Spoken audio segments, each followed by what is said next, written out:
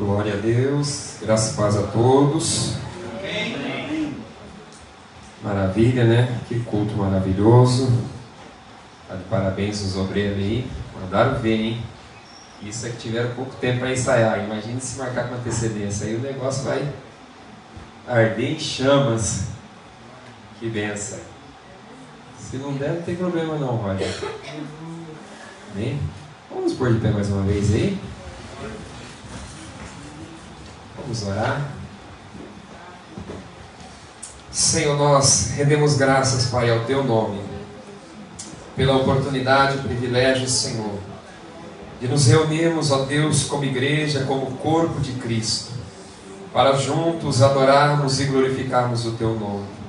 Senhor, neste momento, ó Deus, nós estaremos ministrando a Tua palavra. E como a Tua palavra mesmo diz, Senhor, que sem o Senhor nós nada podemos fazer.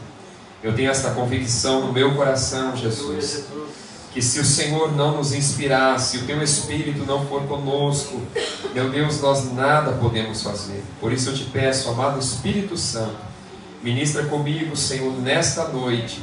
Fala aos corações dos Teus filhos, ó Deus, que cada um dos Teus filhos que aqui está, Pai, possa sair daqui nesta noite com a convicção do chamado, daquilo que o Senhor, ó Deus, tem para cada um deles. Assim nós oramos, ó Deus, e te agradecemos no nome de Jesus Cristo. Amém. Glória a Deus. Tome o seu assento, por gentileza. Hoje nós vamos, como um culto de obreiros, nós vamos estar trabalhando aqui com o tema chamados para o ministério. Então o tema desse estudo de hoje, dessa mensagem é chamados para o ministério. E como ponto de partida, eu quero ler com vocês, se vocês puderem abrir as vossas Bíblias, na primeira carta de Paulo a Timóteo. Nós vamos estar lendo o capítulo de número 3 e o versículo 1 da primeira carta. Glória a Deus. Primeira carta de Paulo a Timóteo, nós vamos estar lendo o capítulo 3.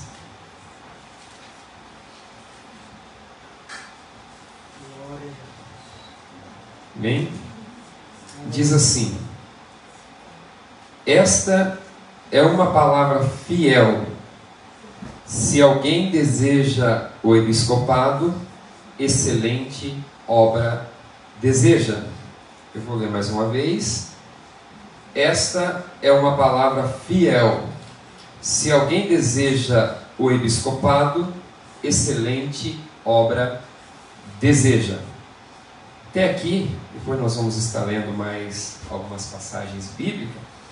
Mas o que nós temos aqui? Nós temos um jovem Timóteo, ainda muito novo, pastoreando uma igreja na cidade de Éfeso. E um pouco talvez desencorajado diante de algumas pessoas mais velhas. Foi quando então Paulo direciona esta carta para ele, dando a ele algumas instruções de como ele deveria lidar, né, com os obreiros, com aqueles que, né, iriam fazer parte do ministério.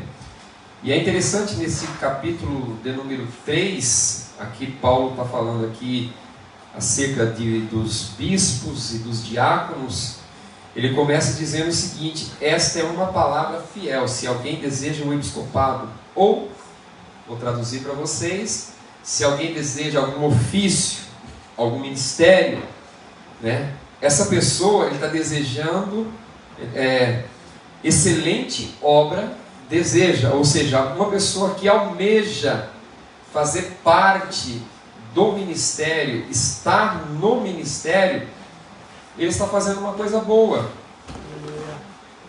Deu certo? Peraí, bicho. Está na tela aqui? O tema já? Que é o que nós falamos aqui do início, né? Então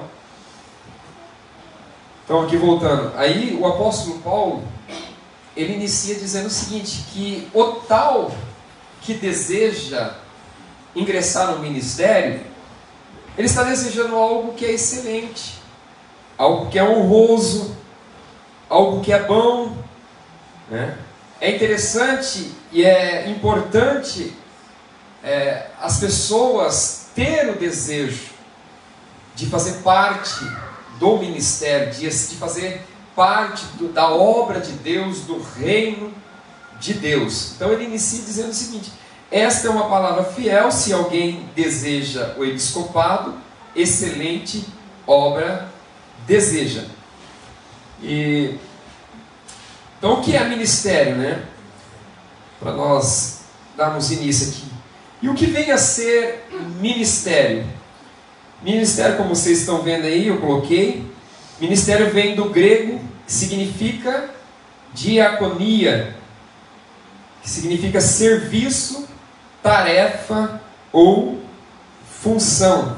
Então, ministério, a palavra ministério no grego significa diaconia, ou seja, um diácono é aquele que serve, é aquele que trabalha no reino de Deus, é aquele que exerce uma função na igreja, no reino de Deus, no corpo de Cristo. Então, ministério, essa palavra ministério significa diaconia, que quer dizer serviço, tarefa ou função. Então, no contexto bíblico, ministério não é título ou status como algumas pessoas pensam.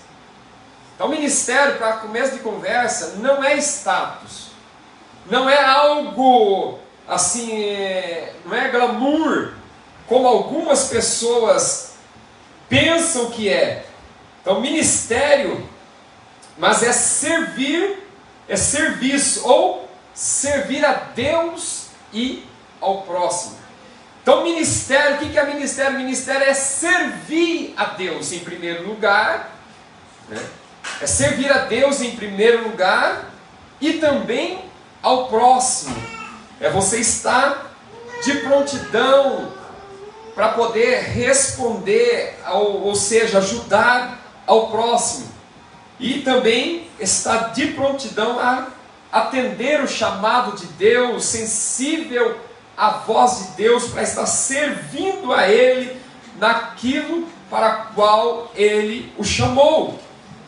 Então, e nós temos um exemplo muito claro no Evangelho de Marcos, no capítulo 10, no versículo 45. Jesus diz assim: o Filho do Homem não veio para ser servido. Observe bem, nós estamos falando do Messias, do próprio Filho de Deus. Então, para que vocês entendam, ministério não é glamour, como algumas pessoas acham que é. Ministério é serviço. E aqui, Jesus ele deixa muito claro, Marcos escrevendo, ele diz assim, o Filho do Homem não veio para ser servido, mas para servir. Você está entendendo? O próprio Cristo, ele não veio para ser servido, mas ele veio para servir. Ele veio para estender a mão para o necessitado. Ele veio para ajudar o próximo necessitado. Então nós, e aí, um ponto interessante que nós precisamos entender, Marcos nós já lemos aqui, e aqui nós precisamos entender o seguinte, que nós não podemos, o obreiro de Deus, um homem de Deus, uma mulher de Deus, nós não podemos desvincular o ministério do serviço. Então não tem como você fazer parte do ministério se você não gosta de servir, se você não tem prazer em servir. Então não tem como desvincular o ministério do serviço, né? Se você tirar o serviço, o que sobra? Se nós tirarmos o serviço, o que sobra? Não sobra nada. Não tem ministério sem serviço, porque a própria palavra ministério significa diaconia, que quer dizer servir. Então se eu querer desvincular o serviço do ministério, não tem ministério. Não existe ministério sem serviço. E é por isso que Jesus, aqui em Marcos, ele diz, né, que o Filho do Homem ele não veio para ser servido, mas para servir. E você vai ver ao longo da história, Jesus enviando 70 homens, depois ele enviou mais 12 para o ministério, para atender os necessitados. Então, se eu tiro o serviço do ministério, não existe ministério. Estão entendendo? Então, ministério sem serviço não é ministério, é apenas vaidade humana. Exemplo, vamos lá. Tem gente, se eu não exerço, se eu não sirvo a igreja, se eu não sirvo ao próximo, se eu não atendo às demandas do reino de Deus, o meu título é apenas uma vaidade, é algo que massageia o meu ego. Ah, o pastor fulano de tal, a missionária fulano de tal, o diácono tal. Meu irmão, você não vai passar disso, é apenas vaidade. Por quê? Porque ministério é serviço. Logo, quem não tem disposição para servir, presta atenção, não está pronto para o ministério. Uma pessoa que não tem a disposição de servir, ele não está apto para o ministério. Me desculpe, vai procurar outra área, porque se você não tem disposição de servir, você não está apto para o ministério, porque ministério é serviço. Pastor, eu quero fazer parte do ministério. Meu irmão, você vai trabalhar. Você vai ter que arregaçar as mangas e vai ter que trabalhar, porque ministério é serviço. Então nós precisamos entender isso. E o obreiro aprovado é aquele que se apresenta a Deus como servo. Segundo Timóteo capítulo 2, verso 15, diz assim: procura apresentar-te a Deus como obreiro aprovado, que não tem de que se envergonhar, mas que maneja bem a palavra da verdade. Então o obreiro aprovado é aquele que se apresenta a Deus como servo. E é interessante que essa palavra servo no grego significa doulos, escravo. E Paulo, que foi o maior missionário da história depois de Jesus, você vai ver em várias cartas dele, ele se apresentando como servo. Em outras palavras, Paulo ele tirava a credencial dele e dizia: eu sou servo. De quem? Eu tenho um dono, o meu dono é Jesus, eu presto conta para ele. Eu não sou um andarilho por aí, eu não sou uma pessoa qualquer. Eu tenho um Senhor, e o meu Senhor é Jesus, e eu trabalho incansavelmente para Ele. E Paulo trabalhava. Paulo trabalhava, era um homem que, além de ter o seu exercício, o seu trabalho secular, que ele era fabricante de tendas, era um grande desbravador do reino de Deus. Então Jesus, ele deixou claro: o maior entre vós, está aqui, Mateus 23:11, está na tela aí. Jesus deixou bem claro: o maior entre vós será o quê? O vosso servo. Está entendendo?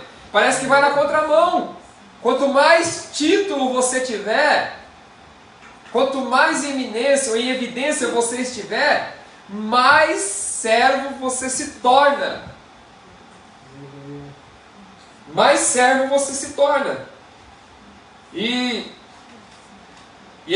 mais uma coisa que é interessante que nós precisamos equilibrar aqui, que não é apenas querer servir. Tem muita gente que quer servir, mas também estar aprovado por Deus, chamado, caráter, maturidade espiritual.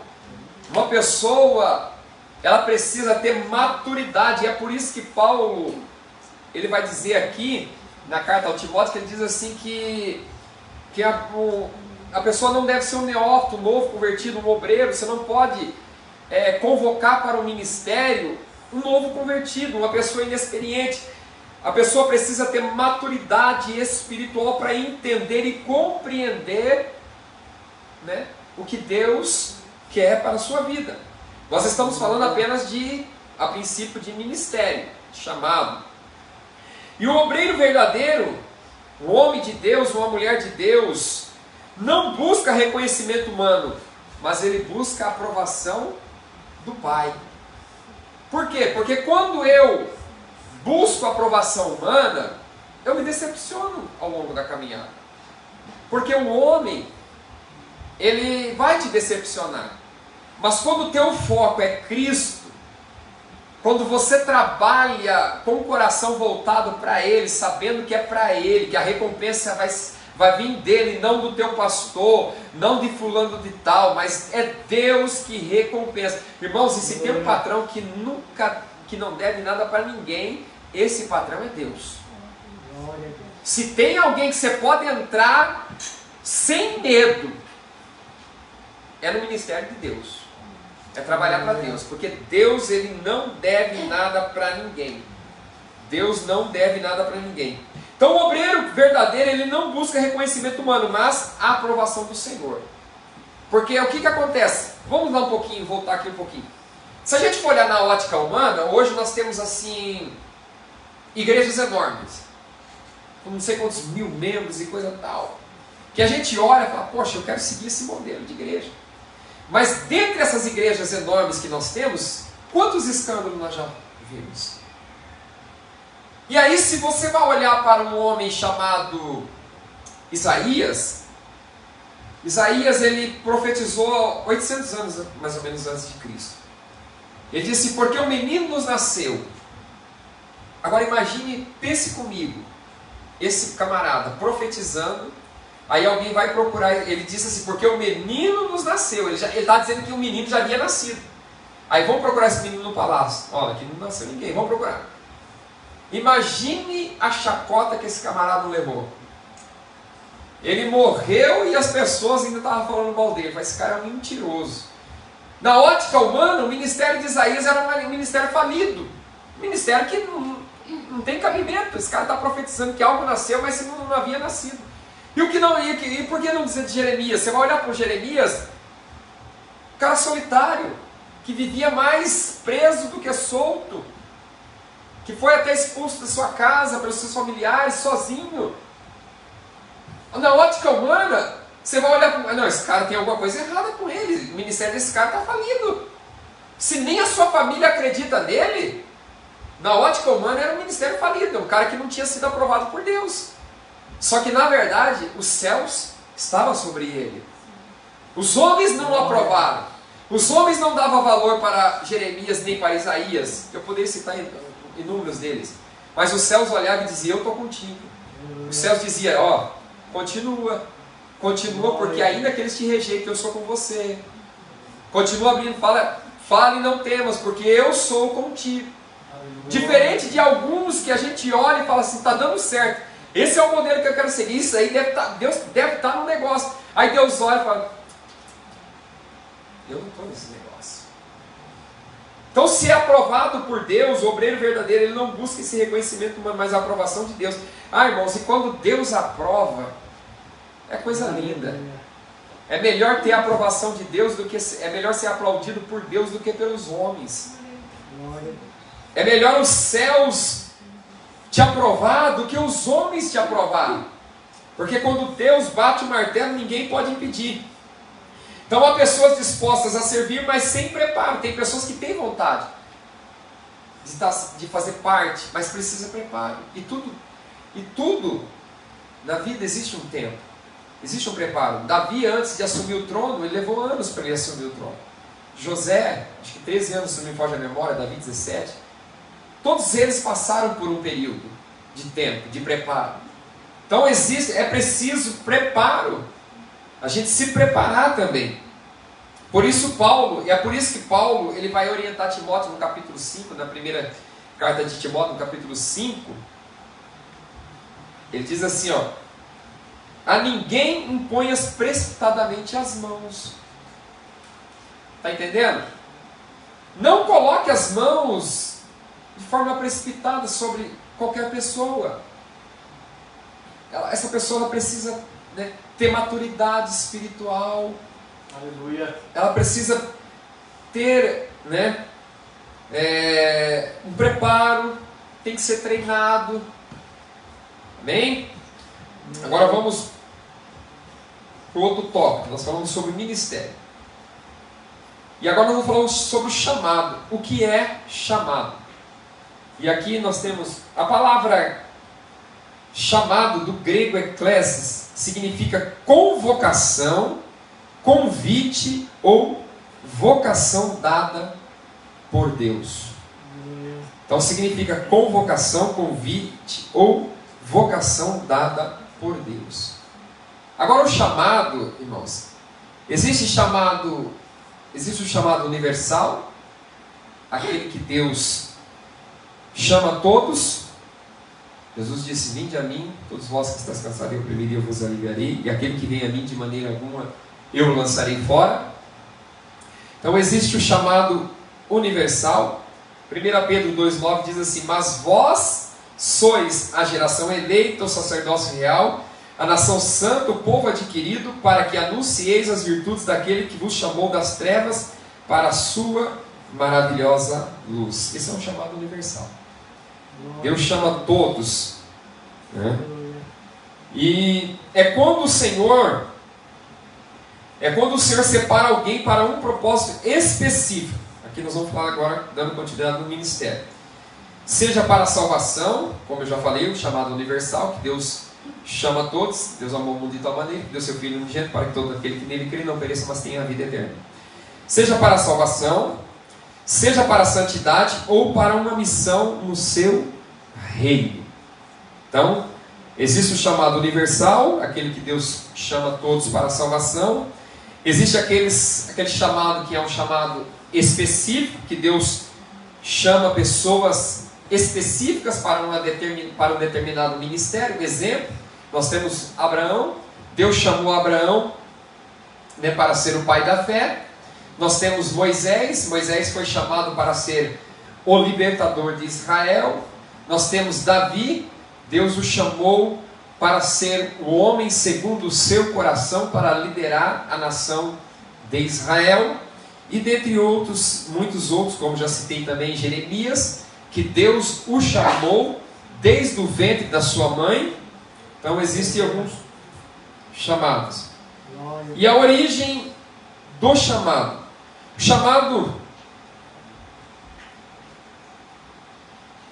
A origem do chamado é iniciativa de Deus e não é do homem.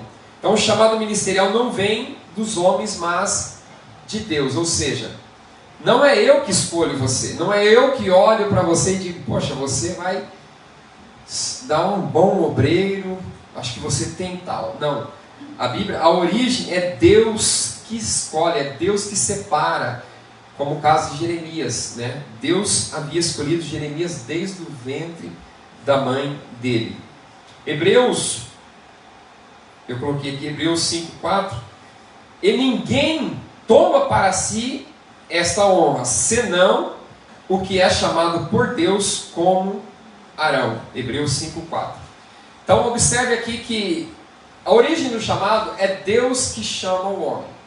É Deus que olha para você, é Deus que olhou para você, é Deus que já separou você para uma obra específica, para algo específico. E eu acredito que nessa noite Deus está falando com vocês. Daqui a pouco nós vamos entrar aqui, que pessoas que Deus chama, Ele tem essa convicção no seu coração, algo arde dentro do seu coração. Então é Deus que escolhe o homem. E a finalidade do chamado? Por quê? Por que existe o chamado? Qual que é a finalidade? Para que serve o chamado? E aqui nós colocamos aqui Efésios 4,12, que diz assim: querendo o aperfeiçoamento dos santos para a obra do ministério, para a edificação do corpo de Cristo. Ou seja, então o ministério ele tem uma finalidade para quê? Para o aperfeiçoamento, para a edificação do corpo de Cristo. É por isso que Deus levanta homens, é por isso que Deus levanta mulheres, porque Deus quer o aperfeiçoamento do corpo de Cristo. O ministério existe para edificação da igreja, é por isso que Deus levanta homens e mulheres com dons específicos para o crescimento da obra, para o aperfeiçoamento da obra de Deus. Segundo, expansão do reino de Deus. Qual a finalidade do chamado? Para a expansão do reino, Atos 1:8, mas recebereis poder ao descer sobre vós o Espírito Santo que há de vir, e sereis testemunhas tanto em Jerusalém como em toda a Judeia e Samaria, até aos confins da terra. Então, Deus chama você para que o reino se expanda, para que a obra cresça, para que a obra de Deus ela não fique só em Iga, mas que ela vai para Nabari, que ela vai para Osaka, para que ela vai para todo o Japão e também até os confins da terra. Então, e é por isso que Deus chama e dá poder para a expansão do reino. E também para glorificar a Cristo, 2 Coríntios 4:5.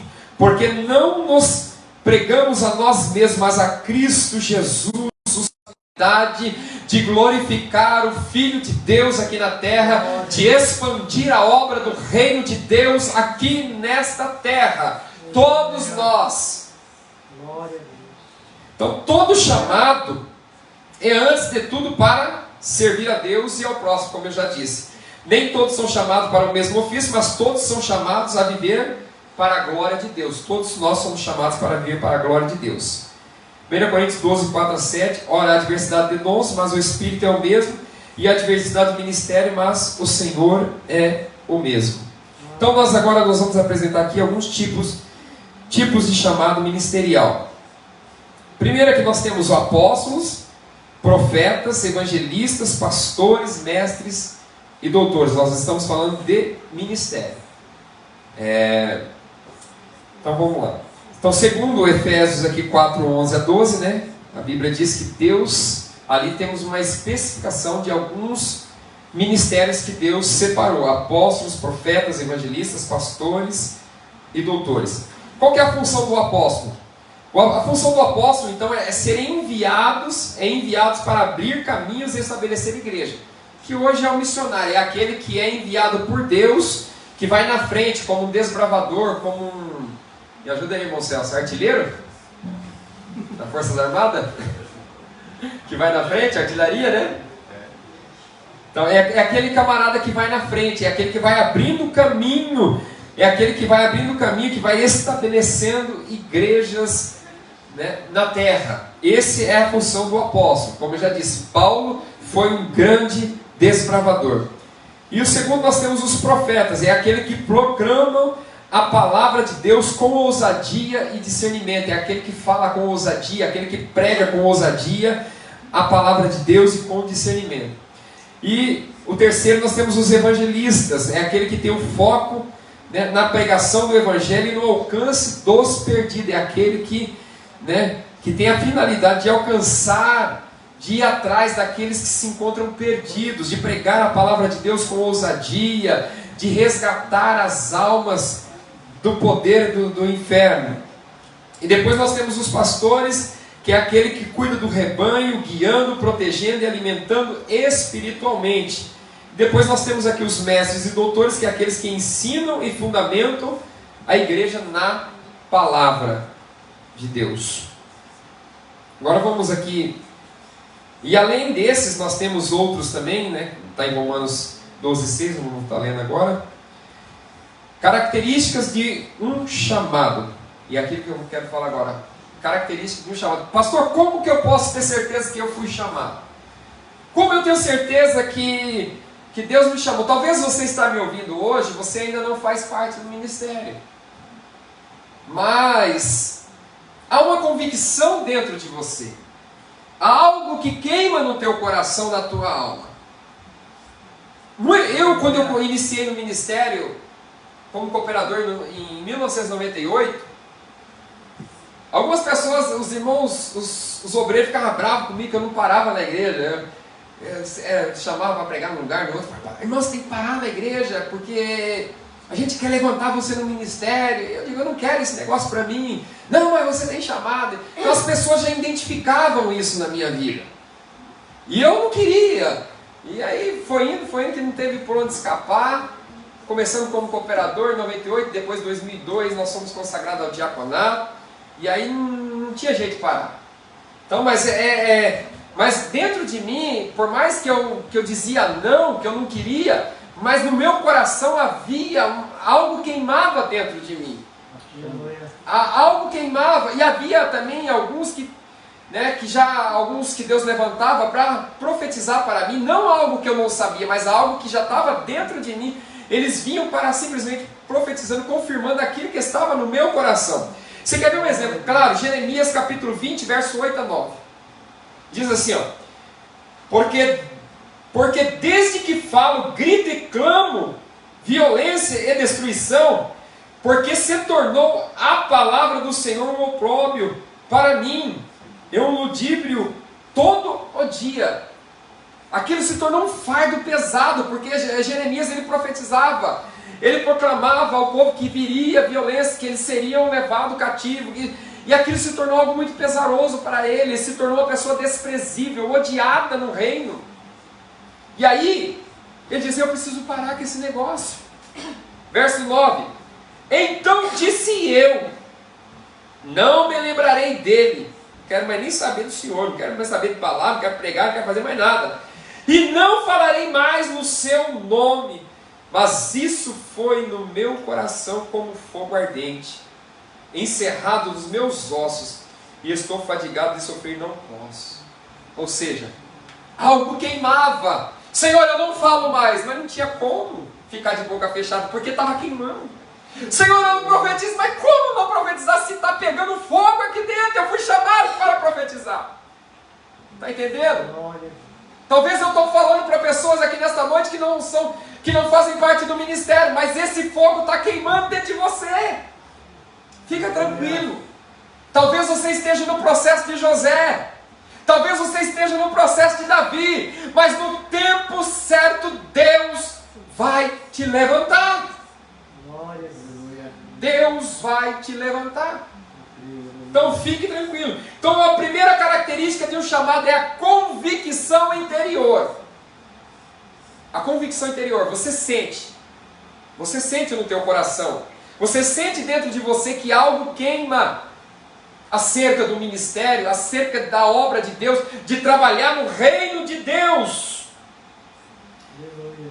Segundo, capacitação do Espírito Santo, ou seja, quem é chamado recebe dons e talentos e unção para cumprir a missão. Moisés não queria, Senhor, eu sou um homem pesado de línguas, eu não tenho condições de falar, Faraó. Moisés, não foi eu que fiz a tua boca, fica tranquilo, rapaz, eu te conheço.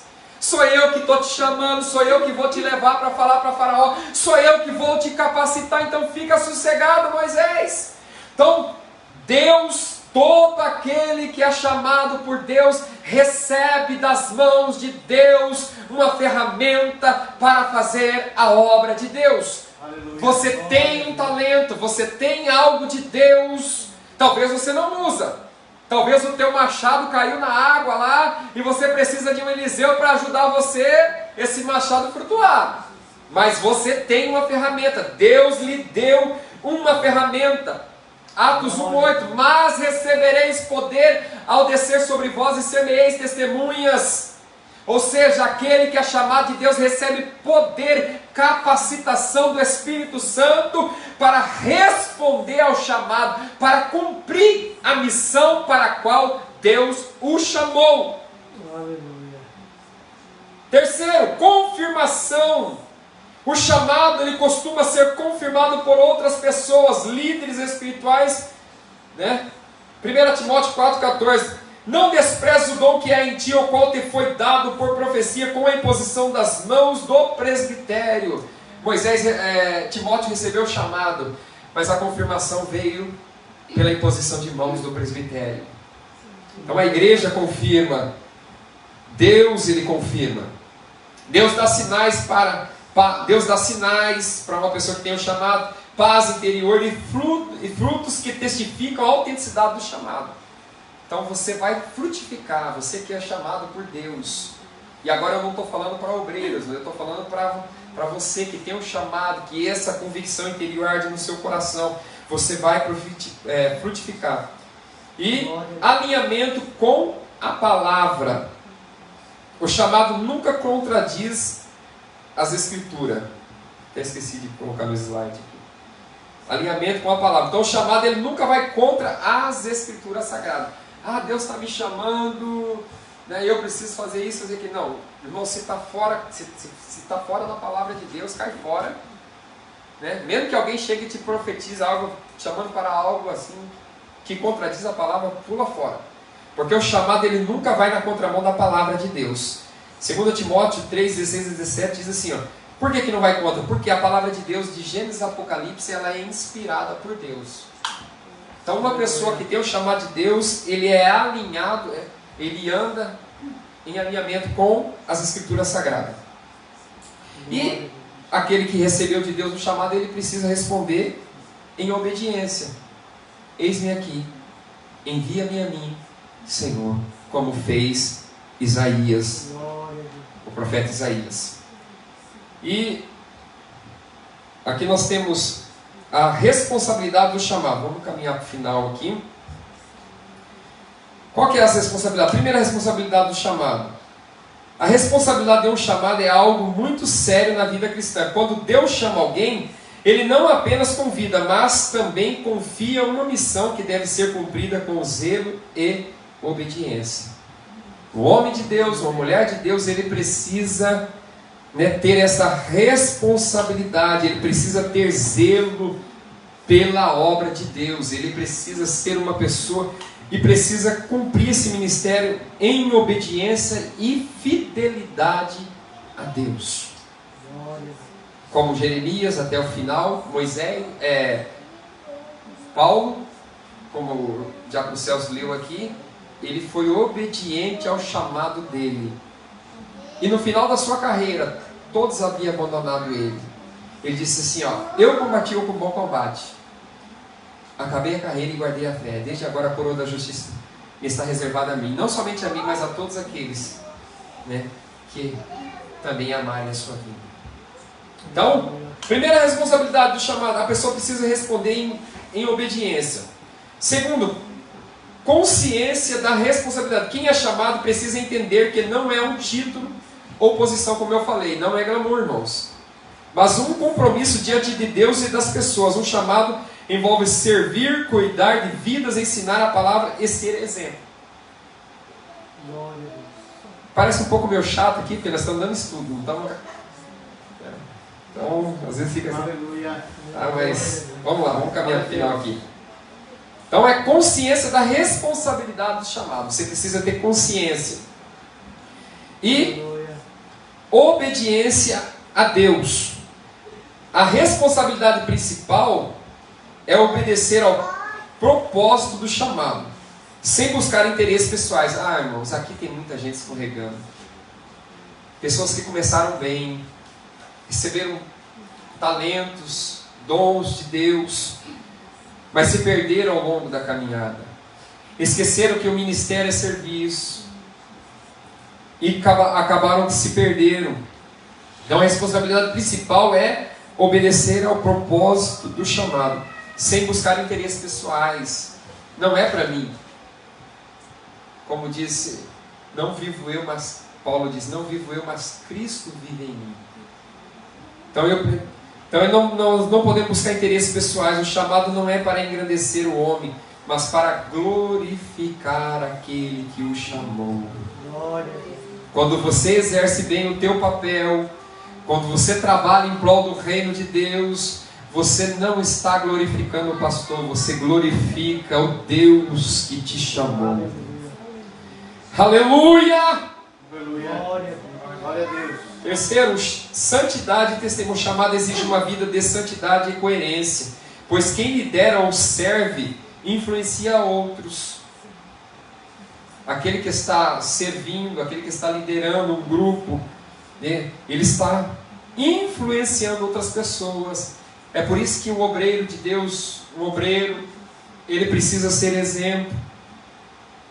porque ele está influenciando. Paulo exortava Timóteo a ser exemplo na palavra, no trato, no amor, no espírito, na fé e na pureza. 1 Timóteo 4,12. E serviço com amor.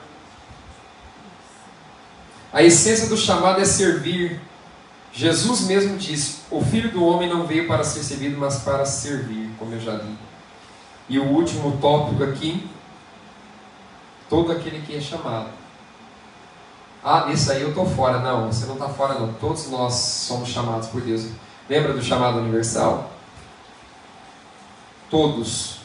Por mais que você não exerça um cargo no ministério, mas um dia todos terão que prestar conta diante de Deus. Então a prestação de contas, um dia todos prestarão contas a Deus sobre como usar os dons, talentos recebidos. Por isso a responsabilidade é viver de forma que o chamado frutifique. Está dando fruto? O que você está fazendo na casa de Deus? Será que você... Ah, pastor, eu não sei fazer muita coisa. E como eu não sei fazer muita coisa, sabe o que eu vou fazer? Eu vou ficar quietinho, vou enterrar esse talento. Deus não vai sentir falta. Existem milhões de obreiros aí, estudiosos, mestres na palavra. Existem inúmeras pessoas aí que tem uma voz linda, que canta, que é uma maravilha. Quem vai sentir falta de mim? Eu não sei cantar direito, não sei fazer muita coisa. E aí você vai ficando quietinho no teu canto. Talvez o pastor não te veja, mas o pastor dos pastores, aquele que te chamou, aquele que olhou para você e que investiu muito caro na tua vida, ele vai te chamar um dia. Ele vai te chamar um dia. E não adianta, irmãos, ninguém vai escapar. Todos teremos que prestar conta diante de Deus. Todos, sem exceção, nós vamos prestar conta diante de Deus. Aquele moço, ele enterrou um talento que não era pouca coisa, segundo alguns estudiosos, era equivalente a 20 anos de trabalho. Meu Deus, é muita coisa. Mas ele achou insignificante. Eu só recebi um. Não serve para nada. Quantos de nós, irmãos, quantos de nós estamos enterrando talentos? Na nossa igreja aqui, eu louvo a Deus que aqui nós temos homens e mulheres talentosos, pessoas tremendas, uma igreja abençoada, próspera, uma igreja que tem muito talento, pessoas que Deus usa no louvor, mulheres que oram, irmãos, oram mesmo, homens, obreiros talentosos. Mas talvez você está me ouvindo nessa noite e essa palavra está falando no teu coração. Deus vai pedir conta. Então, meu irmão, minha irmã, honre aquilo que Deus fez por você. Aleluia. Os anjos queriam fazer essa obra que você faz, mas a eles não foi dada essa honra. Os céus confiou a mim e a você essa obra, essa missão. Deus conta conosco.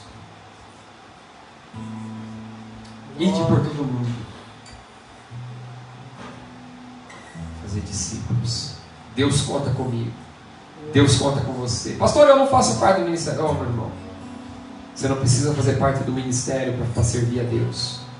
Você não precisa fazer parte do ministério para servir ao próximo. E se você, mesmo não fazendo parte do ministério, porque a Bíblia diz que primeiro seja aprovado e depois aprovado. Se você tem o coração voltado para o ministério, para a obra de Deus e faz, se for preciso, Deus desperta eu na madrugada e fala assim: ó, pode aquele lá, eu quero ele, eu quero ela. Eu posso não estar te vendo agora, eu posso não olhar para você e não conseguir identificar em você,